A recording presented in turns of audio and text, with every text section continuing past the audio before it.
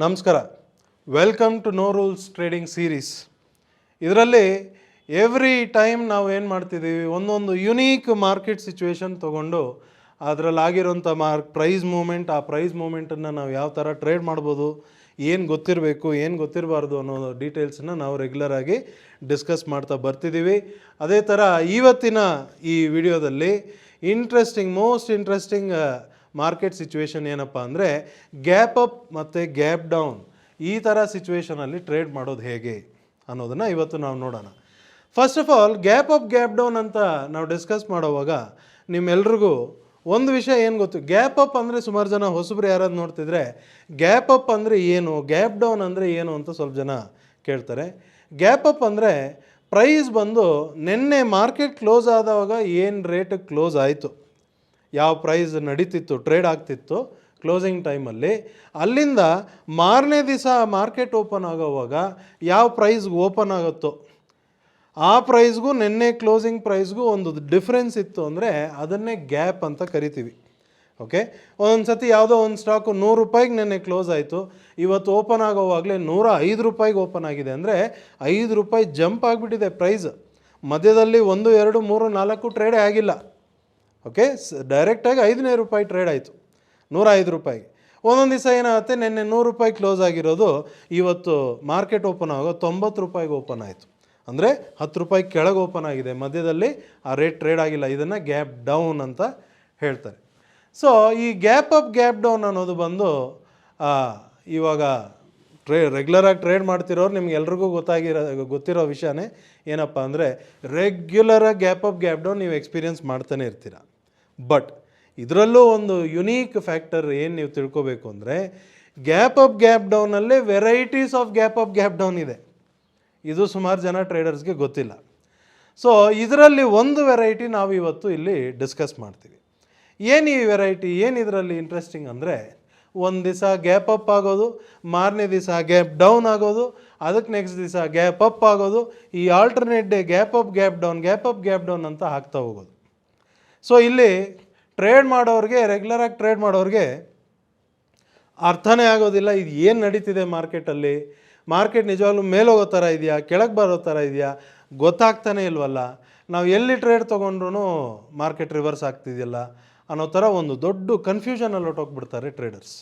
Okay, but first ಈ ಒಂದು ರಿಯಾಲಿಟಿನ ತಿಳ್ಕೊಳ್ಳೋದೇ ದೊಡ್ಡ ವಿಷಯ.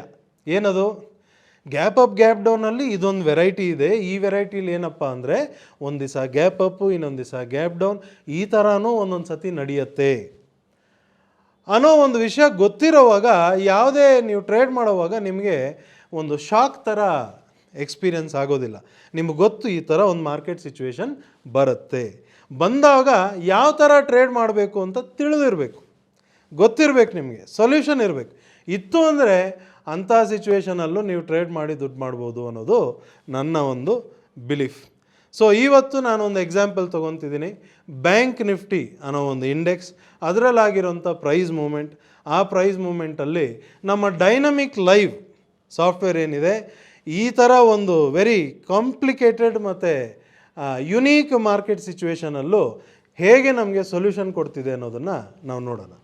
ನೋಡಿ, ಡೈನಮಿಕ್ ಲೈವ್ ಅಲ್ಲಿ ಬ್ಯಾಂಕ್ ನಿಫ್ಟಿ ಜಾನ್ವರಿ 2025, ಅದರಲ್ಲೂ 16ನೇ ತಾರೀಕು ಜಾನ್ವರಿ, ಈ ದಿವಸ ಏನಾಗ್ತಿದೆ ಅಂದರೆ, ಪ್ರೈಸ್ ಬೆಳಗ್ಗೆ ಇನ್ಕ್ರೀಸ್ ಆಗೋಕ್ಕೆ ಸ್ಟಾರ್ಟ್ ಆಗುತ್ತೆ ಓಪನ್ ಆಗೋವಾಗ.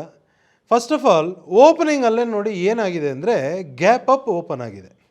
ಹಿಂದಿನ ದಿವಸ 15ನೇ ತಾರೀಕು ಜಾನ್ವರಿ ಮಾರ್ಕೆಟ್ ಕ್ಲೋಸ್ ಆಗಿರೋ ಪಾಯಿಂಟ್ಗೂ ಮತ್ತು 16ನೇ ತಾರೀಕು ಮಾರ್ಕೆಟ್ ಓಪನ್ ಆಗಿರೋ ಪಾಯಿಂಟ್ಗೂ 326 ಪಾಯಿಂಟ್ ಗ್ಯಾಪ್ ಅಪ್ ಓಪನ್ ಆಗಿದೆ ಬ್ಯಾಂಕ್ ನಿಫ್ಟಿ.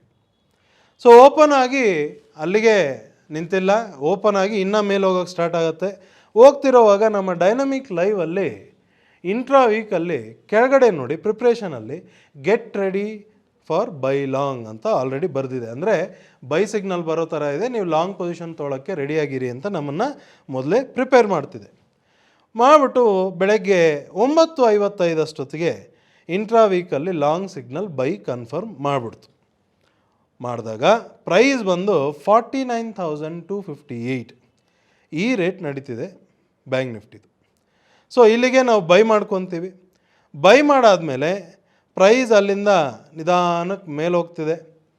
ಓಕೆ, ಮೇಲೆ ಹೋಗ್ತಾ ಹೋಗ್ತಾ ಮಧ್ಯಾಹ್ನ 1:55ಗಲ್ಲ ಅದೇ ಇಂಟ್ರಾ ವೀಕಲ್ಲಿ ಮೇಲ್ಗಡೆ ಒಂದು ಜಿಗ್ಜ್ಯಾಗ್ ಸಿಗ್ನಲ್ ಬಂದ್ಬಿಡ್ತು. ಜಿಗ್ಜ್ಯಾಗ್ ಸಿಗ್ನಲ್ ಬರ್ತಾನೆ, ಇದರ ಅರ್ಥ ಪ್ರೈಸ್ ಟರ್ನ್ ಆಗ್ಬೋದು, ಟೈಮ್ ಬೀಯಿಂಗ್ ರಿವರ್ಸ್ ಆಗ್ಬೋದು ಅಂತ ಅರ್ಥ. ಸೊ ಹಾಗಾಗಿ ನಾವೇನು ಮಾಡ್ತೀವಿ, ಲಾಂಗ್ ಪೊಸಿಷನ್ ಎಕ್ಸಿಟ್ ಮಾಡಿ ಶಾರ್ಟ್ ಪೊಸಿಷನ್ ತೊಗೊತೀವಿ. ಮಾಡಿದ್ರೆ ಪ್ರೈಸ್ ಅಷ್ಟೊತ್ತಿಗೆ 49,351 ನಡೀತಿದೆ. ಸೊ ಈ ಟ್ರೇಡಲ್ಲಿ ನಮಗೆ 93 ಪಾಯಿಂಟ್ಸ್ ಬೆನಿಫಿಟ್ ಸಿಕ್ಕಿದೆ. ಸೊ ಅಲ್ಲಿಗೆ ಶಾರ್ಟ್ ಪೊಸಿಷನ್ ತೊಗೊಂಡಾಯಿತು. ತೊಗೊಂಡಾದಮೇಲೆ ಅಲ್ಲಿಂದ ನೆಕ್ಸ್ಟ್ ಡೇ ಮಾರ್ಕೆಟ್ ಓಪನ್ ಆಗೋವಾಗ ಮತ್ತು ಗ್ಯಾಪ್ ಡೌನ್ ಓಪನ್ ಆಗಿ ಪ್ರೈಸ್ ಅಲ್ಲಿಂದ ಶಾರ್ಪಾಗಿ ಡೌನ್ ಹೋಗೋಕ್ಕೆ ಸ್ಟಾರ್ಟ್ ಆಗುತ್ತೆ. ಸೊ ಹಿಂದಿನ ದಿವಸ ಕ್ಲೋಸಿಂಗ್ 16ನೇ ತಾರೀಕು ಜಾನ್ವರಿ ಕ್ಲೋಸಿಂಗಿಂದ 17ನೇ ತಾರೀಕು ಜಾನ್ವರಿ ಮಾರ್ಕೆಟ್ ಓಪನಿಂಗ್ ರೇಟ್ಗೆ ನೀವು ನೋಡಿದ್ರೆ ಆಲ್ಮೋಸ್ಟ್ 255 ಪಾಯಿಂಟ್ಸ್ ಗ್ಯಾಪ್ ಡೌನ್ ಆಗಿದೆ. Normally 200-300 point gap up gap down ಆಗೋವಾಗ ರೆಗ್ಯುಲರಾಗಿ ಟ್ರೇಡ್ ಮಾಡೋಂಥವ್ರು ಭಯಪಡ್ತಾರೆ, ಅಯ್ಯೋ ಇದು ದೊಡ್ಡ ಮೂಮೆಂಟ್ ಆಗ್ತಿದೆಯಲ್ಲ ಹಿಂಗೆ ಅನ್ನೋ ಥರ. ಬಟ್ ಇಲ್ಲಿ ನೋಡಿ ರೆಗ್ಯುಲರಾಗಿ ಆಗ್ತಿದೆ ಇದು. ಸೊ ಗ್ಯಾಪ್ ಡೌನ್ ಆಗಿ ಅಲ್ಲಿಂದ ಶಾರ್ಪಾಗಿ ಡೌನ್ ಬರೋಕ್ಕೆ ಸ್ಟಾರ್ಟ್ ಆಗುತ್ತೆ. ಡೌನ್ ಬರ್ತಿರೋವಾಗ ಇಂಟ್ರಾ ವೀಕಲ್ಲಿ ಕೆಳಗಡೆ ಪ್ರೈಸ್ ಮಿಡ್ ಸಿಗ್ನಲ್ನ ಬಂದು ಟಚ್ ಆಗ್ತಿದೆ. ಮಿಡ್ ಸಿಗ್ನಲ್ ಮಾತ್ರ ಅಲ್ಲ, ಜೊತೆಯಲ್ಲಿ ಆ ಲಾಂಗ್ ಸಿಗ್ನಲ್ ಕೂಡ ಬೆಂಡ್ ಆಗ್ತಿದೆ ಕೆಳಗಡೆ. ಸೊ ಈ ಜಾಗದಲ್ಲಿ ನಾವೇನು ಮಾಡ್ತೀವಿ, ಇದು ನಾವು ನಮ್ಮ dynamic super power trading workshop 11 days online dynamic super power trading workshop ಏನಿದೆ ಅದರಲ್ಲಿ ಈ ಡೀಟೇಲ್ಸ್ ಎಲ್ಲ ತಿಳಿಸ್ತೀವಿ ನಿಮಗೆ. ಏನಪ್ಪ ಅಂದರೆ ಪ್ರೈಸ್ ಈ ಮಿಡ್ ಸಿಗ್ನಲ್ಲ ಬಂದು ಟಚ್ ಆಗೋದು ಆಗಲಿ ಅಥವಾ ಈ ಲಾಂಗ್ ಸಿಗ್ನಲ್ ಈ ಥರ ಬೆಂಡ್ ಆಗೋದಾಗಲಿ, ಈ ಥರ ಜಾಗನ ನಾವು ಏನಂತ ಕರಿತೀವಿ, ಇಲ್ಲಿ ನಾವು ಏನು ಮಾಡಬೇಕು, ಈ ಡೀಟೇಲ್ಸ್ ಎಲ್ಲ ನಾವು ಎಕ್ಸ್ಪ್ಲೈನ್ ಮಾಡ್ತೀವಿ. ಬಟ್ ಇಲ್ಲಿ ನಾವು ಏನು ಮಾಡ್ತೀವಿ ಅಂದರೆ ಪೊಸಿಷನ್ ಎಕ್ಸಿಟ್ ಮಾಡಿ ರಿವರ್ಸ್ ಮಾಡ್ತೀವಿ. ಸೊ ಶಾರ್ಟ್ ಪೊಸಿಷನ್ ಎಕ್ಸಿಟ್ ಮಾಡಿ ಲಾಂಗ್ ಪೊಸಿಷನ್ ತೊಗೊತೀವಿ. ತೊಗೊಳ್ಳೋವಾಗ ಇದು ಪ್ರೈಸ್ ಬಂದು 48,655 ಬೆಳಗ್ಗೆ 9:55ಗೆ. ಸೊ ಅಲ್ಲಿಗೆ ಎಕ್ಸಿಟ್ ಮಾಡಿ ಲಾಂಗ್ ತೊಗೊತೀವಿ. ಸೊ ಈ ಟ್ರೇಡಲ್ಲಿ ನಮಗೆ ಆಲ್ಮೋಸ್ಟ್ 696 ಪಾಯಿಂಟ್ಸ್ ಬೆನಿಫಿಟ್ ಸಿಕ್ಕಿದೆ. ಹಿಂದಿನ ದಿವಸದಿಂದ ಇವತ್ತಿನ ದಿವಸ ಬೆಳಗ್ಗೆ ಅಷ್ಟೊತ್ತಿಗೆ ಎಕ್ಸಿಟ್ ಮಾಡಿದ್ರೆ 600 ಆಲ್ಮೋಸ್ಟ್ 700 ಪಾಯಿಂಟ್ ಬೆನಿಫಿಟ್ ಸಿಗ್ತಾಯಿದೆ. ಸರಿ, ಅಲ್ಲಿಗೆ ಲಾಂಗ್ ತೊಗೊಂಡಾಯಿತು. ಲಾಂಗ್ ತೊಗೊಂಡಾದ್ಮೇಲೆ ಪ್ರೈಸ್ ಏನಪ್ಪ ಆಯಿತು ಅಂದರೆ ಅಲ್ಲಿಂದ ಇನ್ನೂ ಫರ್ದರ್ ಡೌನ್ ಬರೋಕ್ಕೆ ಸ್ಟಾರ್ಟ್ ಆಯಿತು. ಡೌನ್ ಬರ್ತಾ ಬರ್ತಾ 48,309 ತನಕ ಲೋ ಬಂದಿದೆ. ನೋಡಿ, ನಾವು ಬೈ ಮಾಡಿರೋದು 48,655ಗೆ. ಅಲ್ಲಿಂದ 340 ಪಾಯಿಂಟ್ 350 ಪಾಯಿಂಟ್ ಡೌನ್ ಬಂದಿದೆ. ಬಟ್ ಡೈನಮಿಕ್ ಲೈವಲ್ಲಿ ಸಿಗ್ನಲ್ ಬರದೇ ಇರೋದ್ರಿಂದ ನಾವು ಎಲ್ಲೂ ಎಕ್ಸಿಟ್ ಮಾಡೋ ಅವಶ್ಯಕತೆ ಇಲ್ಲ, ಸಿಗ್ನಲ್ ಬಂದ್ರೇ ಮಾಡೋದು ಅಂತ ಕಾಯ್ತಿದ್ದೀವಿ. ಕಾಯ್ತಿರೋವಾಗ ಇಲ್ಲೊಂದು ಇಂಟ್ರೆಸ್ಟಿಂಗ್ ವಿಷಯ ಏನು ನಡೀತು ಅಂದರೆ ಆ ಮಿಡ್ ಸಿಗ್ನಲ್ ಏನು ಅಡ್ಡ ಬಂದಿತ್ತು ಅದು ಸೆಲ್ ಕೊಟ್ಬಿಡ್ತು. ಪ್ರೈಸ್ ಡೌನ್ ಬಂದು ಮಿಡ್ ಸಿಗ್ನಲ್ ಇಂಟ್ರಾ ವೀಕಲ್ಲಿ ಸೆಲ್ ಕೊಟ್ಬಿಡ್ತು. ಬಟ್ ಮಿಡ್ ಸಿಗ್ನಲ್ ಸೆಲ್ ಕೊಟ್ಟಾಗ ಅದೇ ಮಿಡ್ ಸಿಗ್ನಲ್ದು ಆ್ಯಕ್ಷನ್ ಇನ್ಫಾರ್ಮೇಷನ್ ಅಂತ ಕೆಳಗಡೆ ಏನು ಬರೆದಿದೆ ಅಲ್ಲಿ sell signal wait and sell ಅಂತ ಬರೆದಿದೆ. ಅಂದರೆ ಸೆಲ್ ಸಿಗ್ನಲ್ ಬಂದಿದೆ, ಬಟ್ ಇಲ್ಲಿ ದಯವಿಟ್ಟು ಸೆಲ್ ಮಾಡಬೇಡಿ, ಪ್ರೈಸ್ ಇಲ್ಲಿಂದ ಡೌನ್ ಹೋಗೋದು ಕಷ್ಟ ಇದೆ, ರಿವರ್ಸ್ ಆಗಿ ಮೇಲೆ ಹೋಗೋ ಚಾನ್ಸಸ್ ಇದೆ ಅನ್ನೋದನ್ನು ಡೈನಮಿಕ್ ಲೈವ್ ನಮಗೆ ಆಟೋಮೆಟಿಕ್ಕಾಗಿ ಇನ್ಫಾರ್ಮ್ ಮಾಡ್ತಿದೆ. ಲೈವ್ ಮಾರ್ಕೆಟಲ್ಲಿ, ರಿಯಲ್ ಟೈಮ್ ಮಾರ್ಕೆಟಲ್ಲಿ ಟ್ರೇಡ್ ಮಾಡ್ತಿರೋವಾಗ ಕೊಡ್ತಿರೋ ಇನ್ಫಾರ್ಮೇಷನ್. ಬಟ್ ನಾವು ಆಲ್ರೆಡಿ ಲಾಂಗ್ ಪೊಸಿಷನ್ ಇರೋದ್ರಿಂದ ಮತ್ತೆ ಲಾಂಗ್ ಪೊಸಿಷನ್ ತೊಗೊಳ್ಳೋ ಅವಶ್ಯಕತೆ ಇಲ್ಲ. ಓಕೆ, ಸೆಲ್ ಅಂತೂ ಮಾಡಿಲ್ಲ. ಸೊ ಇರೋ ಲಾಂಗ್ ಪೊಸಿಷನ್ನ ಹಾಗೆ ಹೋಲ್ಡ್ ಮಾಡೋಣ ಅಂತ ಡಿಸೈಡ್ ಮಾಡ್ತೀವಿ. ಅದಾದಮೇಲೆ ಅಲ್ಲಿಂದ ಏನಾಯಿತು, ನೆಕ್ಸ್ಟ್ 20ನೇ ತಾರೀಕು ಜಾನ್ವರಿ ಮಾರ್ಕೆಟ್ ಓಪನಿಂಗಲ್ಲಿ ಮತ್ತೆ ಗ್ಯಾಪ್ ಅಪ್. ಸೊ 17ನೇ ತಾರೀಕು ಜಾನ್ವರಿ ಮಾರ್ಕೆಟ್ ಕ್ಲೋಸ್ ಆಗಿರೋ ರೇಟಿಂದ 20ನೇ ತಾರೀಕು ಜಾನ್ವರಿ ಮಾರ್ಕೆಟ್ ಓಪನಿಂಗ್ ಮಧ್ಯದಲ್ಲಿ 18, 19 ಸ್ಯಾಟರ್ಡೆ ಸಂಡೇ ಹಾಲಿಡೇ ಇದ್ದಿರುತ್ತೆ. ಸೊ ಮಂಡೇ ಮಾರ್ಕೆಟ್ ಓಪನ್ ಆಗೋವಾಗ ಗ್ಯಾಪ್ ಅಪ್. ಎಷ್ಟಪ್ಪ ಗ್ಯಾಪ್ ಅಪ್ ಅಂದರೆ 333 ಪಾಯಿಂಟ್ ಗ್ಯಾಪ್ ಅಪ್ ಓಪನ್ ಆಗಿದೆ. ನೋಡಿ, ಸಣ್ಣ ಪುಟ್ಟ ಮೂಮೆಂಟ್ ಅಂತೂ ಅಲ್ಲ, ಒಳ್ಳೆ ಮೂಮೆಂಟೇ, ಒಳ್ಳೆ ಗ್ಯಾಪ್ ಅಪ್ ಗ್ಯಾಪ್ ಡೌನೇ ಕೊಡ್ತಿದೆ. ಸರಿ, ಗ್ಯಾಪ್ ಅಪ್ ಆಗಿ ಅಲ್ಲಿಂದ ಪ್ರೈಸ್ ಮೇಲೆ ಹೋಗ್ತಿರೋವಾಗ ಬೆಳಗ್ಗೆ 10:55ಗಲ್ಲ ಇಂಟ್ರಾ ವೀಕಲ್ಲಿ ಮೇಲ್ಗಡೆ ಪ್ರೈಸ್ ಮತ್ತೆ ಮಿಡ್ ಸಿಗ್ನಲ್ನ ಬಂದು ಟಚ್ ಆಗ್ತಿದೆ. ಜೊತೆಯಲ್ಲಿ ಸೈಡ್ ವೇಸ್ ಅಂತ ಬೇರೆ ಬರೆದಿದೆ, ಸೈಡ್ ವೇಸ್ ನೌ ಅಂತ ಬರೆದಿದೆ. ಸೊ ಸೈಡ್ ವೇಸಲ್ಲಿರೋವಾಗ price any time reverse up and down ಮಾಡೋ ಚಾನ್ಸಸ್ ಇದೆ. ನಾವು ಆಲ್ರೆಡಿ ಲಾಂಗ್ ಪೊಸಿಷನ್ ತೊಗೊಂಡು ಪ್ರಾಫಿಟಲ್ಲಿದ್ದೀವಿ. ಓಕೆ, ಮೇಲ್ಗಡೆ ಮಿಡ್ ಸಿಗ್ನಲ್ ಬೇರೆ ಅಡ್ಡ ಬಂದಿದೆ. ಸೊ ಯಾಕೆ ಬಂತು, ಇರೋ ಪೊಸಿಷನ್ ಎಕ್ಸಿಟ್ ಮಾಡಿ ಪ್ರಾಫಿಟ್ ಬುಕ್ ಮಾಡೋಣ. ಅದಲ್ಲದೆ ಶಾರ್ಟು ತೊಗೊಳ್ಳೋಣ ಅಂತ ನಾವೇನು ಮಾಡ್ತೀವಿ 49,032ಗೆ ಲಾಂಗ್ ಎಕ್ಸಿಟ್ ಮಾಡಿ ಶಾರ್ಟ್ ತೊಗೊತೀವಿ. ಸೊ ಈ ಟ್ರೇಡಲ್ಲಿ ನಮಗೆ 377 ಪಾಯಿಂಟ್ಸ್ ಬೆನಿಫಿಟ್ ಸಿಕ್ಕಿದೆ. ಓಕೆ, ಶಾರ್ಟ್ ತೊಗೊಂಡಾಯ್ತು. ಶಾರ್ಟ್ ತೊಗೊಂಡಾದಮೇಲೆ ಡೌನ್ ಬರುತ್ತೆ ಅಂತ ನೋಡ್ತಾ ಇದ್ದರೆ ಪ್ರೈಸ್ ಡೌನ್ ಬರಲೇ ಇಲ್ಲ. ನಿಧಾನಕ್ಕೆ ಹಂಗೆ ಮೇಲೆ ಹೋಗೋಕ್ಕೆ ಸ್ಟಾರ್ಟ್ ಆಯಿತು. ಮಧ್ಯದಲ್ಲಿ ಒಂದೊಂದು ಸತಿ ಶಾರ್ಪ್ ಅಪ್ ಮೂಮೆಂಟ್ಸು ಕೊಟ್ಟಿದೆ. ಎಷ್ಟಪ್ಪ ಅಪ್ ಹೋಗಿದೆ ಅಂದರೆ 49,650 ತನಕ ಹೈ ಮಾಡಿದೆ. ಅಂದರೆ ನಾವು ಸೆಲ್ ಮಾಡಿರೋ ರೇಟ್ಗಿಂತ 620 ಪಾಯಿಂಟ್ ಆಪೋಸಿಟ್ ಹೋಗ್ಬಿಟ್ಟಿದೆ ಬ್ಯಾಂಕ್ ನಿಫ್ಟಿ. ಇವಾಗ ಹೇಳಿ, ಪೊಸಿಷನ್ ಇಟ್ಕೊಂಡು ಕೂತ್ಕೊಳ್ಳೋಕ್ಕಾಗತ್ತಾ? ಓಕೆ, ನಾರ್ಮಲ್ ಟ್ರೇಡ್ ಮಾಡೋರು 10-20 ಪಾಯಿಂಟ್ ಬಂದರೆ ಸಾಕು ಅಂತ ಟ್ರೇಡ್ ಮಾಡೋರಿಗೆ ಏನಪ್ಪ ಪೊಸಿಷನ್ ತೊಗೊಂಡು 600 ಪಾಯಿಂಟ್ ಆಪೋಸಿಟ್ ಹೋಗ್ತಿದ್ರೆ ಸುಮ್ಮನೆ ಕೂತಿರಬೇಕಾ? ಇಂಪಾಸಿಬಲ್, ಇದು ಮಾಡೋಕ್ಕೆ ಆಗೋದಿಲ್ಲ ಅನ್ನೋ ಥರ ಎಲ್ಲರೂ ಯೋಚನೆ ಮಾಡ್ತಾರೆ.